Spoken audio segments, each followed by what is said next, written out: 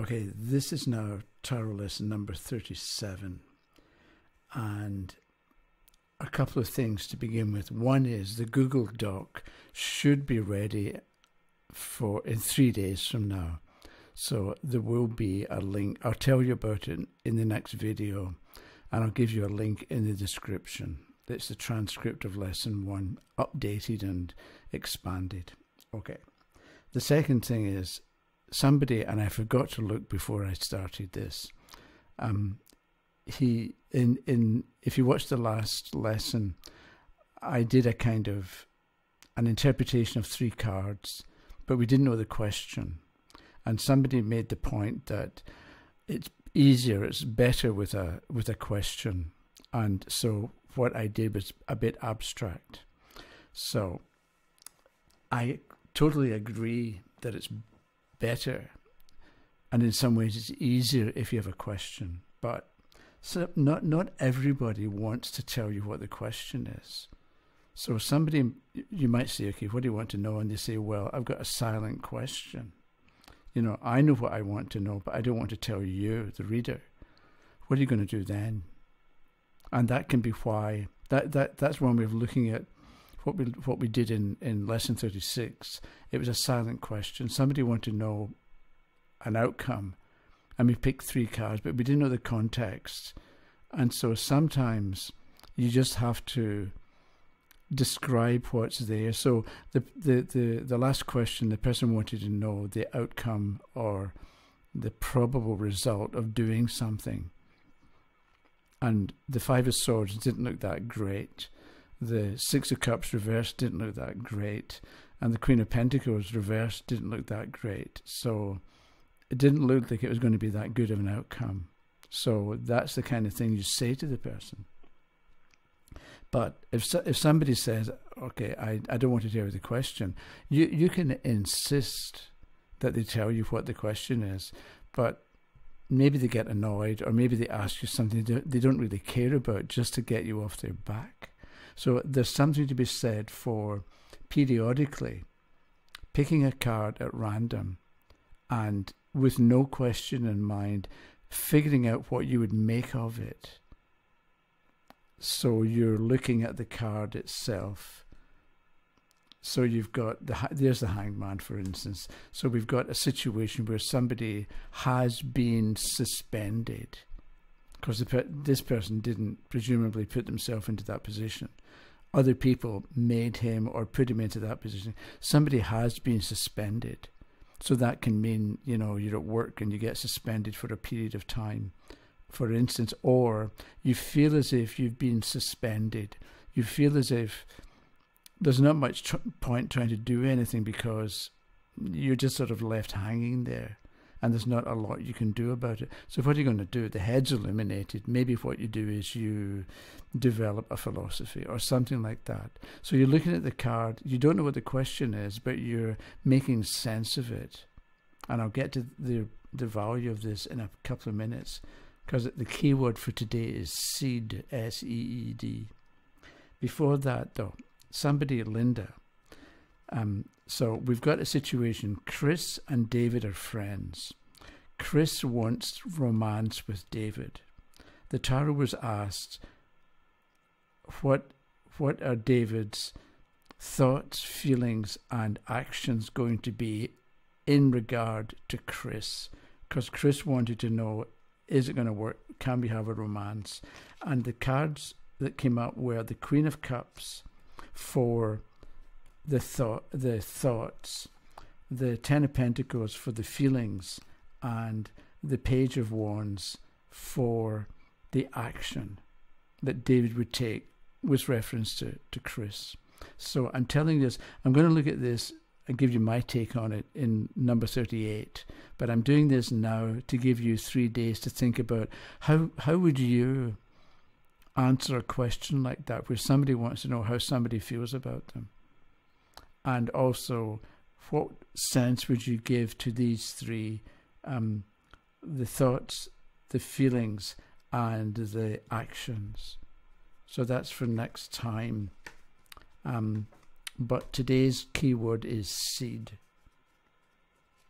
So I have here, we have maple trees around here, lots of them. And every spring, the maple trees drop thousands of keys. And these are little seeds. If you break it open, there's a seed in here. And that seed, if it survives, if I can get it, there's the seed. That seed, if it survives, will turn into a maple tree. So you might want to think of a reading and what you do and what you say to somebody as planting seeds or planting a seed in the mind of the questioner. So we've got the King of Swords. This can be, the seed is be like this person, be decisive, be sure, take action, even though the person's sitting. Know what you want to do and go out and make it happen because it's a king. And that is putting the seed of an idea in the mind of the questioner. So that maybe it's time for them to knuckle down and get the work done, or to produce something, or to stop being wishy-washy, or stop being indecisive about things, but to be deliberate in what they're doing. And so instead of giving a meaning, you're planting the seed of a certain type of action, or a certain way of thinking, or a certain kind of thing to do. And it's a seed. So the seed, you tell them that, they may think that's a great idea. And so they take what you're saying to heart and they turn into a dominant individual as is meant to be. But the seed could also fall on barren ground, as they say. And they could think, well, that sounds good, but it's not really right for me, and I'm never going to do anything about it. So the seed will not germinate and will not take root. Whereas other information you could give people, it may be like a weed. No, I don't know.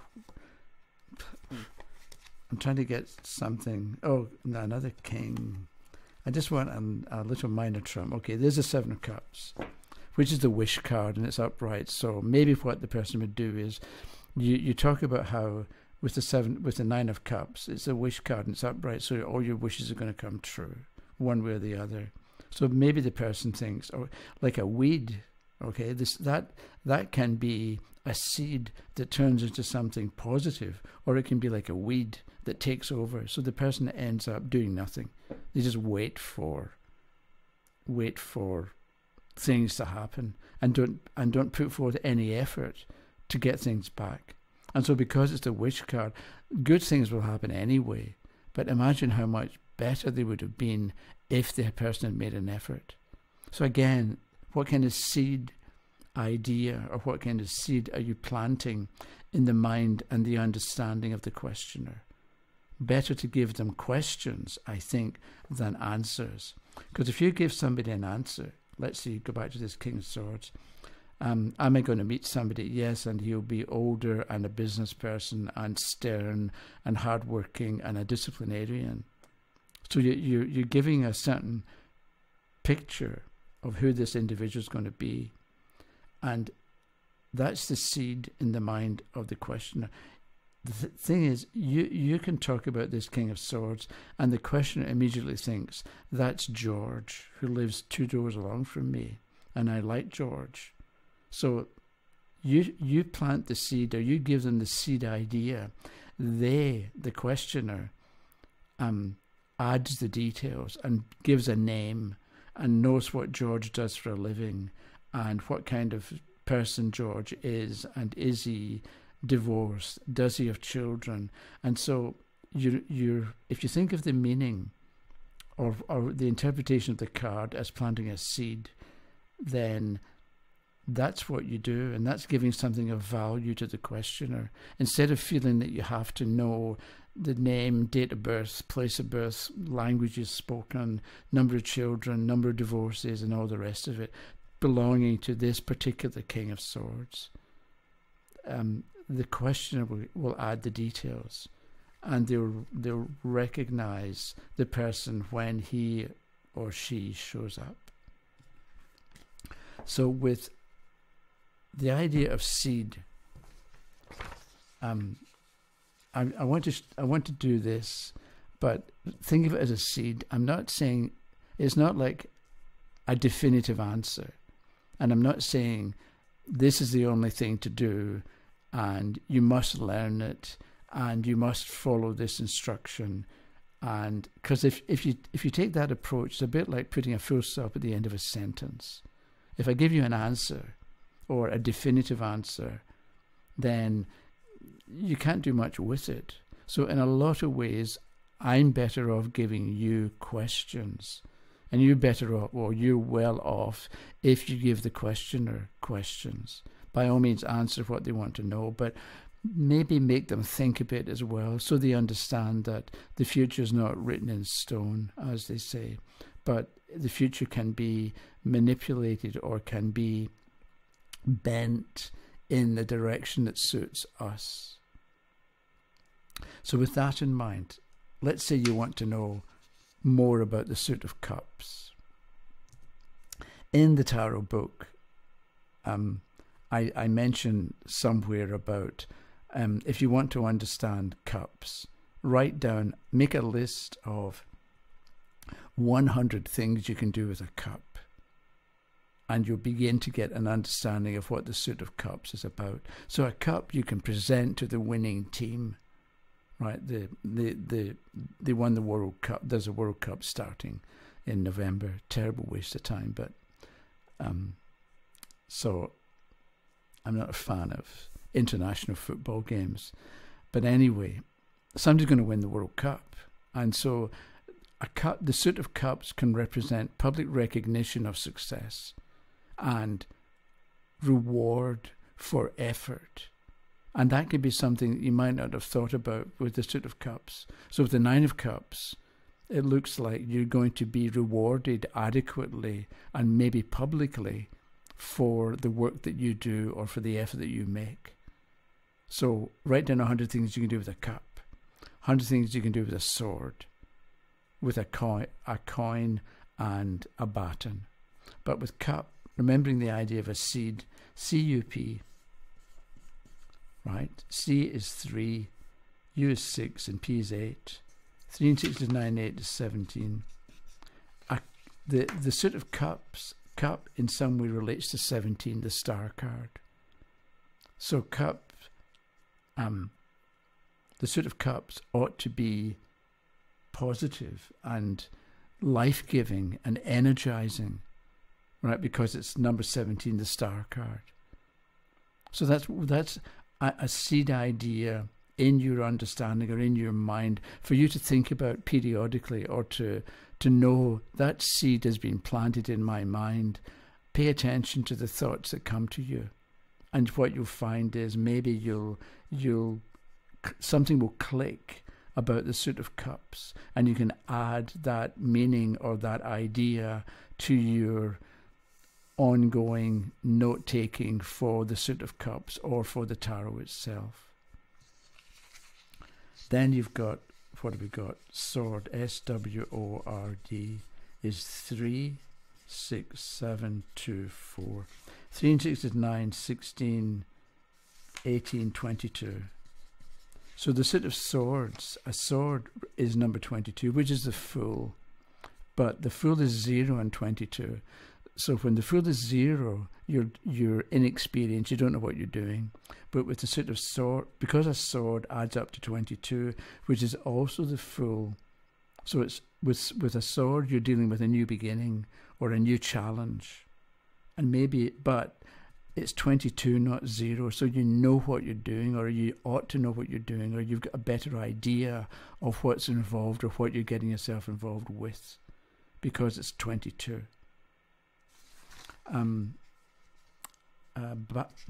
BATON is 2, 1, 4, 7, 5. 2, 1, 3, and 4, 7, 14, 19. So it's the Sun. So the Suit of Batons, a baton is 19. And I understand you can also call it the Suit of Wands, W-A-N-D. And we've got 6, 1, 5, 4, 6, 1, 7, 12. Is that right? 6, 1, 5, 4, 4, 9, 10, 16. So what do you call the suit? I tend to call it battens, but there's a difference between a batten and a wand. Batten is BATON 2, 3, 7, 14, 19. Before, when I calculated it in my head, it was the same number, but so batten is 19 and wand is 16. I don't want to confuse you. Which is right? What do you naturally think of when you see the card? For me, it's a suit of battens. I just got used to calling wands. I sometimes say, but basically I talk about battens. Maybe because wand is a magic wand, and so I don't particularly want people to be thinking magic. And with a tarot reading, it's more just like it's a stick, it's a batten, rather than a wand, because they might associate wands with magic, and I don't want them to think about the tarot as magic. So I go with batten. And the last word is coin. COIN is 3715, 310, 310, 11 and 5 is 16, is the tower. So a coin is the tower. Can destroy you. Money can kill you, and cause you all sorts of problems. So watch out for the suit of coins. Whereas pentacle, PENTACLE, it adds up to 37. But because, pentacle sounds like a magic thing as well. So I tend to think of the suit as coins rather than pentacles. So the penta means 5. It's a 5-pointed star. We can look at this at some point. But coin, because coin adds up to 16 and there's a 16th major trump, I prefer to go with coin. Whereas pentacles, 3 and 7 is 10, is 1. So it becomes more complicated if you think of it as pentacles. So what do you think, pentacles or coins? And if it's coin, what would you do with, or what else might you do with the suit of coins?